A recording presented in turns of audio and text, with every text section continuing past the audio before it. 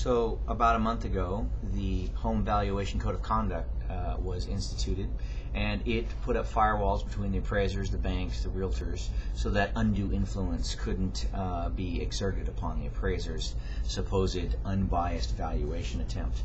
That law has proven to be challenging, but it's not unworkable.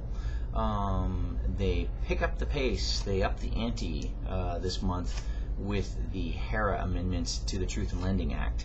What is that, you might ask? Well, basically, what that does is it protects a buyer through putting in some timeline firewalls, as it were. Sand traps would be a better way of saying it, for the purchase of a property. When you get an initial mortgage disclosure, you can't close a loan sooner than 7 business days after the receipt of that initial mortgage disclosure.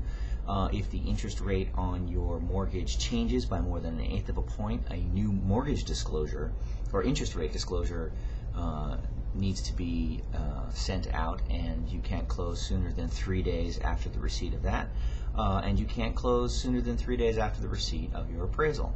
So all of these have the effect of supposedly allowing the buyer time to reflect and time to understand and comprehend the documents.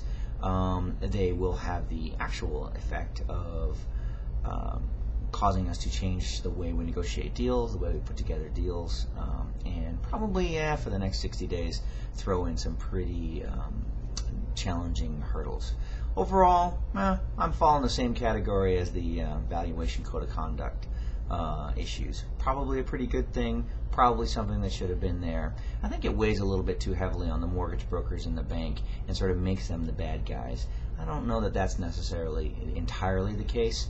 To be honest, there were some people who knew exactly what they were getting when they took out a mortgage on their house at 120%. We're going to work with it. I think it's time for all realtors to change the way they do their business model, and we're about to see that happen.